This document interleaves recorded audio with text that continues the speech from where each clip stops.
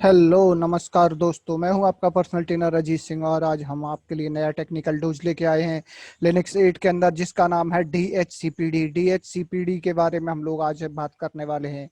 इसको हम लोग कहते हैं dynamic host configuration protocol D1। ठीक है।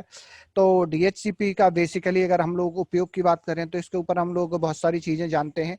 तो मैं एक छोटा सा थ्योरेटिकली डिस्कस करूंगा आप लोगों के साथ और हम लोग आगे बढ़ेंगे।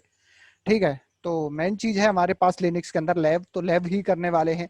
तो DHCPD के बारे में बात करते हैं कि DHCPD implement dynamic host configuration protocol and the internet bootstrap protocol. DHCP अगर हम लोग बात करते हैं, DHCP allow host on TCP IP network to request and to be assign IP addresses. ठीक है। And also the discover the information about the network which they are connected. ठीक है। तो उसके बारे में हम लोग बात करते हैं। तो DHCP basically it is use to provide the IP address to network devices automatically. ठीक है। तो ऑटोमेटिकली नेटवर्क डिवाइसेस को IP एड्रेस प्रोवाइड कराने के लिए हम लोग DHCP का नेटवर्क में यूज करते हैं। तो DHCP का थोड़ी सी चीज का हम लोग और डिस्कस कर लेते हैं। इस पिक्चर के थ्रू मैं आपको कुछ समझाने की कोशिश करता हूँ कि जैसे यहाँ पे क्या है कि ये मेरा क्लाइंट है, DHCP क्लाइंट। ये जो PC है, this is my DHCP client and this is my DHCP server. तो जब DHCP सर्वर और क्लाइंट कैसे वर्क करते हैं ये प्रोसेस समझाया गया है। तो सबसे पहले तो इस प्रोसेस को हम लोग कहते हैं, वैसे अगर आप बात करेंगे किताबों पढ़ेंगे तो इसको हम लोग कहते हैं डोरा प्रोसेस। DORA। ठीक है।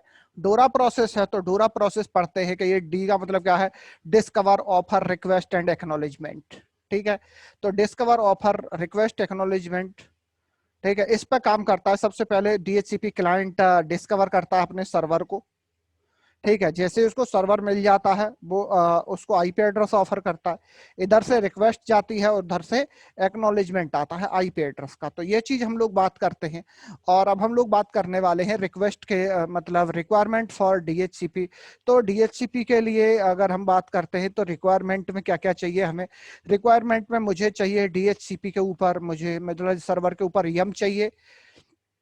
ठीक है। यम की रिक्वायरमेंट है। और जिस सर्वर को मैं बना रहा हूं वहां पे मुझे एक स्टैटिक IP एड्रेस होना चाहिए। एक स्टैटिक IP एड्रेस होना चाहिए हमारे उसके ऊपर। ठीक है। इसके बाद अगर हम लोग बात करते हैं तो पहले हम इतनी रिक्वायरमेंट पूरी करते हैं और फिर यम से इसको इंस्टॉल करते हैं। तो चलिए शुरू करते हैं। तो बेसिकली रिक्वायरमेंट हम लोगों ने हमारे सर्वर की रिक्वायरमेंट की हम लोग बात कर रहे हैं कि सर्वर के ऊपर हमें जो रिक्वायरमेंट है यम चाहिए। क्योंकि जो हमारा DHCP होता है मल्टीपल डिपेंडेंसी के लिए इसको इंस्टॉल करने के लिए पैकेज चाहिए। तो इसको या तो DNF डिफाइंड यम या फिर यम से आप इसको इंस्टॉल कर सकते हैं। तो मेरे पास यम की मशीन रेडी है। ठीक है। यम बना हुआ है मेरे सर्वर के पास और मैं आपको बता देना चाहता हूँ। ठीक है। तो इट्स डन। ठीक है। तो यम है मेरे पास, मैं आपको दिखाता हूँ। ठीक है। तो my yum server is ready. देखिए। ठीक है। यम मेरा काम कर रहा है। तो अब हम लोग चलते हैं, पहले मैं इस डिस्प्ले को क्लियर कर लेता हूँ और हम लोग इंस्टॉल करते हैं सबसे पहले DHCP को। तो DHCP का पैकेज इंस्टॉल करने से पहले हम लोग का क्वेरी कर लेते हैं RPM-QDHCP।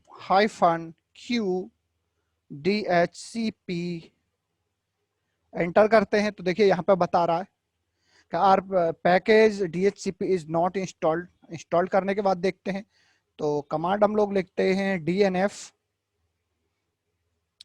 Space by install INSTALL install और DHCP स्टार। और देखिए इसके लिए हमें दो पैकेजेस मल्टीपल डिपेंडेंसी के थे और कुछ फाइल्स की जरूरत थी। तो हमने सारा कुछ एवरीथिंग इज डन। तो DHCP अपना स्टार्ट मतलब इंस्टॉल्ड हो गया है। तो चलिए जरा देखते हैं और चीजें। तो ये इंस्टॉल स्टार्ट होने के बाद अब हमको क्या क्या करना है इसके ऊपर तो मैं आपको दिखाता हूँ कि अब मुझे क्या है। चलिए ये हो गया डन। अब हम लोग एक बार फिर से वही अपनी कमांड चला के देख लेते हैं, अभी जो थोड़ी देर पहले चलाई थी हम लोगों ने, क्यू। ठीक है। तो चलिए मैं यहाँ पे कमांड चलाता हूँ इधर RPM-QA DHCPD, ओके क्यू, ठीक है कोई दिक्कत नहीं है। क्लियर करते हैं इसको। क्लियर करने के बाद अब हम लोग देखते हैं जरा, DHCP का अपना ये इंस्टॉल्ड हो गया है, तो एक बार देखते हैं SYS सिस्टम CTL, इसका स्टेटस देख लेते हैं। DHCP का मेरा पैकेज इंस्टॉल्ड हो गया है, तो ये STATUS स्टेटस DHCPD, तो यहाँ पे मुझे क्या दिखा रहा है, मुझे दिखा रहा है कि ये जो है इनएक्टिव है और मेरा अभी क्या है, डिसेबल्ड है। ठीक है, तो इसके लिए मैं कुछ और चीजों की बात कर लेता हूँ सबसे पहले। तो ये चीजें ठीक है, तो इसको तो हम लोग कर ही देंगे, कोई दिक्कत नहीं है। तो सबसे पहले मैं इसकी कॉन्फ़िगरेशन कर लेता हूँ DHCP की, इसके अंदर स्कोप वगैरह बना लेता हूँ, ठीक है, और फिर हम लोग डिस्कस करते हैं और आगे चलिए। ठीक है, तो DHCP को कॉन्फ़िगर करने के लिए जब बात आती है, तो DHCP की एक कॉन्फ़िगरेशन फाइल होती है। क्या होती है? DHCP की एक कॉन्फ़िगरेशन फाइल होती है मेरे, ठीक है, जो का इस लोकेशन पे होता है ETC DHCP और DHCPD.conf नाम की एक फाइल होती है। ठीक है, मगर क्या है DHCP के अंदर मैंने क्या है सैंपल फाइल से, कैसे सैंपल फाइल से कुछ चीजें और लेनी है, तो चलिए मैं आपको एक बार दिखा देता हूं। चलिए देखते हैं अभी। तो मैं इधर कमांड चलाता हूं केट, और इस लोकेशन को पेस्ट करके एंटर करते हैं, तो ये देखिए मुझे बता रहा है, मैं कॉन्फ़िगरेशन फाइल के अंदर देखना चाहता हूं, तो कह रहा है DHCP कॉन्फ़िगरेशन फाइल, तो ये कह रहा है C यूजर डॉट, और ये इसकी एक सैंपल फाइल है। ये क्या है? इसकी सैंपल फाइल है। तो सैंपल फाइल, या फिर आपको हेल्प चाहिए तो आप मेन करके हेल्प भी ले सकते हैं DHCP के बारे में। ठीक है, तो ये सैंपल फाइल है, इसके अंदर से मैं कुछ कॉन्फ़िगरेशन, जो सैंपल कॉन्फ़िगरेशन, उसको कॉपी करना चाहता हूं अपने इस ओरिजिनल लोकेशन के ऊपर। तो आप कमांड चला सकते हैं इधर CP-IVR। आपको क्या कॉपी करना है? मैंने कॉपी करनी है ये फाइल। इस फाइल के अंदर जो भी चीज है कॉपी कर दो मेरे, किस पे? इस फाइल के अंदर कॉपी कर दीजिए आप, किसके? इस फाइल के अंदर कॉपी कर दीजिए। एंटर करते हैं, तो ये ओवरराइट के लिए कह रहा है, तो मैंने प्रेस बाई एंटर, और ये इसके अंदर कॉन्फ़िगरेशन हो चुकी है। देखिए मैं आपको दिखा भी सकता हूँ कैट करके, अब आप देख सकते हैं। तो अभी थोड़ी देर पहले कुछ भी नहीं था इस फाइल के अंदर, तो देयर आर, ठीक है, मेनी सैंपल्स और टेक्स्ट इज कमिंग। ठीक है, बहुत सारी चीज आ चुकी हैं। तो अब हम लोग चलते हैं जरा कॉन्फ़िगरेशन करने के लिए। तो पहले आपको ये कमांड जरूर चलानी है, ताकि आपके सैंपल फाइल से कॉन्फ़िगरेशन आपके टेक्स्ट फाइल के अंदर कॉपी हो जाए। इसके बाद चलते हैं जरा, अब कॉन्फ़िगरेशन करते हैं कि क्या कॉन्फ़िगरेशन करनी है। तो चलते हैं जरा।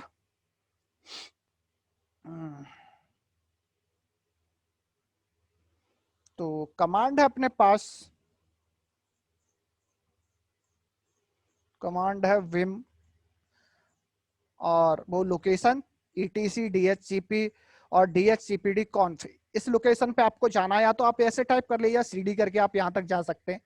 Press hit enter, enter hit करने के बाद प्रेस I टू इंसर्ट, और हम लोग चलते हैं नीचे की तरफ, जहां पे मुझे इसकी कॉन्फ़िगरेशन करनी है। तो मैं आपको बता देता हूं नीचे की तरफ चलते हैं कि आपको कहाँ पे ये एडिटिंग करनी है, तो मैं आपको समझाता हूँ। स्लाइटली, ठीक है, ये जो आपको लाइन दिखाई दे रही है, a slightly different configuration for internal subnet. चलिए थोड़ी सी कुछ चीजें और दिखा देता हूँ कि मेरे पास, आपको आईपी एड्रेस सेटिंग दिखा देता हूँ अपनी इस मशीन की। तो मैं कमांड चलाता हूँ ifconfig, मैंने बताया था स्टैटिक आईपी एड्रेस होना चाहिए। तो static IP address of this my machine is the 10.0.0.1। तो मुझे इसी नेटवर्क की आईपी एड्रेस रखनी है। कभी आप ऐसा ना करें कि आईपी एड्रेस तो मैंने 10 डॉट की रखी है, और DHCP में जाके मैं जो स्कोप है या जो रेंज है वो सेट कर दूं 192.168, तो फिर मेरा DHCP प्रॉपर वर्क नहीं करेगा। इस चीज का विशेष ध्यान रखें गाइस। तो चलिए यहाँ पे मुझे अब अपने हिसाब से सेट करना है, तो प्रेस आई कर दिया, और अब मुझे यहाँ पे जाना है। सबसे पहले सबनेट की बात कर रहा है, तो सबनेट का मतलब होता है नेटवर्क आईडी। तो मैंने किया 0.0 10.0.0.0, उसके हिसाब से फिर इसका सबनेट मास्क हो जाएगा मेरा 255.0.0.0, ठीक है। इसके बाद रेंज की बात कर रहा है कि कितने से कितने तक आईपी एड्रेस ये डिस्ट्रीब्यूट करे। तो मैंने भाई आप यहाँ पे जो रख सकते हैं वो 254 रख सकते हैं, और यहाँ पे जो 55 थे 55 की जगह अपने हिसाब से 0 कर लीजिए। और आईपी एड्रेस देना कहाँ से स्टार्ट करे, मैंने कहा भाई 26 से शुरू कर दो, कोई दिक्कत नहीं है, ठीक है। इसके बाद अब बात आती है कि आप यहाँ पर नाम क्या रखना चाहते हो। ठीक है, इसके बाद आपके पास कोई डिफॉल्ट गेटवे है तो आप डिफॉल्ट गेटवे भी सेट करा सकते हैं, ठीक है। इसके बाद ब्रॉडकास्ट की बात आती है, अगर कोई ब्रॉडकास्ट आईपी एड्रेस आप रखना चाहते हैं तो you can put it here 0.0.255, ठीक है। इसके बाद डिफॉल्ट लीज टाइम और ये रहने दीजिए। इसके बाद बात आती है, ये हमारे पास ये जो दिखा रहा है डोमेन नेम, अगर आपने सेट किया हुआ है तो आप यहाँ पर ये सेट कर सकते हैं। इसके अलावा चलिए और बात करते हैं हम लोग थोड़ी सी। तो आप चाहें तो अपने हिसाब से यहाँ पे इस नेम को एडजस्ट कर सकते हैं। तो जैसे मैं यहाँ पे करता हूँ nexus.com, और आप चाहे तो ऊपर भी कर सकते हैं इसको, जैसे मैंने कर दिया srv1.nexus.com।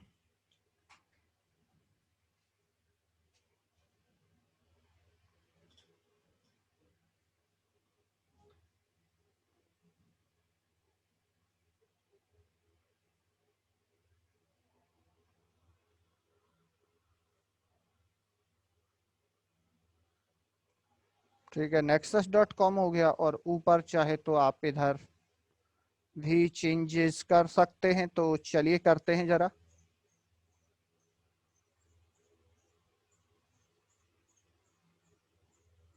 srv1.nexus.com, ठीक है, हो गया इतना। इतना करने के बाद आपको क्या करना है, इस फाइल को सेव कर देना है। सेव करने के बाद ठीक है, सेव हो गया, एंट्री परफेक्ट है। अगर कोई दिक्कत होती है तो ट्रबल शूटिंग भी कर लेंगे। वैसे this entry is the perfectly correct, so it's done.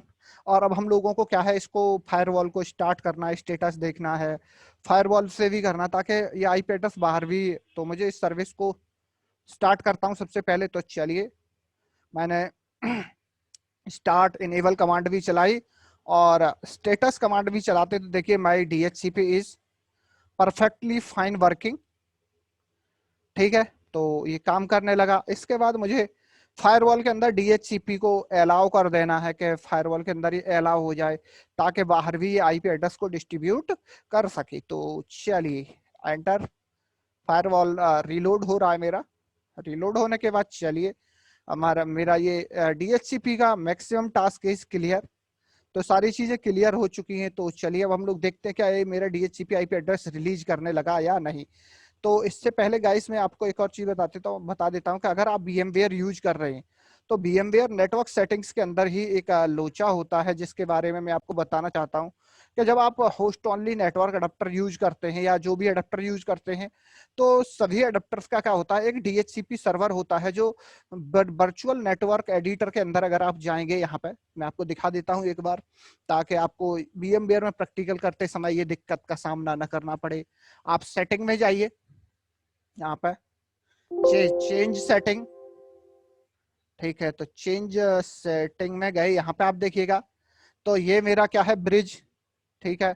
इसके बाद होस्ट ओनली, तो होस्ट ओनली में आप यहाँ पे देख रहे हैं कि यूज, यहाँ पे कनेक्ट DHCP, अगर बाय डिफॉल्ट इस पर चेक लगा हुआ होता है, तो आप जब भी आईपी एड्रेस मतलब डिस्ट्रीब्यूट कराने की कोशिश करेंगे तो इस सीरीज का आईपी एड्रेस आपके क्लाइंट पे जाएगा।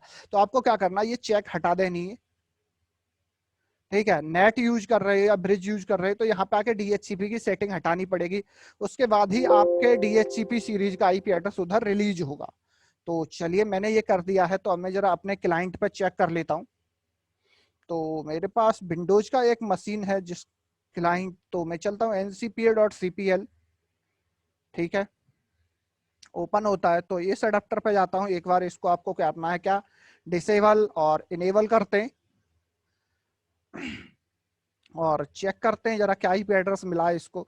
तो अब देखिए nexus.com and IP address is the 10.0.0.26 और डिफॉल्ट गेटवे और DHCP सर्वर देखिए मेरे लाइनेक्स वाली सर्वर की ही सारी ठीक है ये चीजें दिखा रहा है। इसके अलावा मैं आपको दिखाता हूं अगर आप if you are using a another Linux machine, so configuration is what, start करते हैं।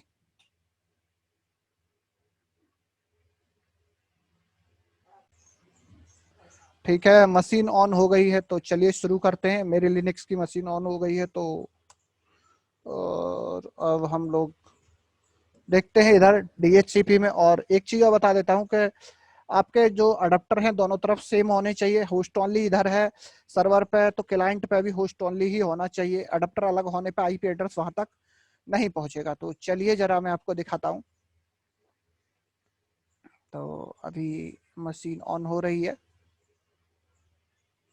तो स्टार्ट करते हैं। ये रही।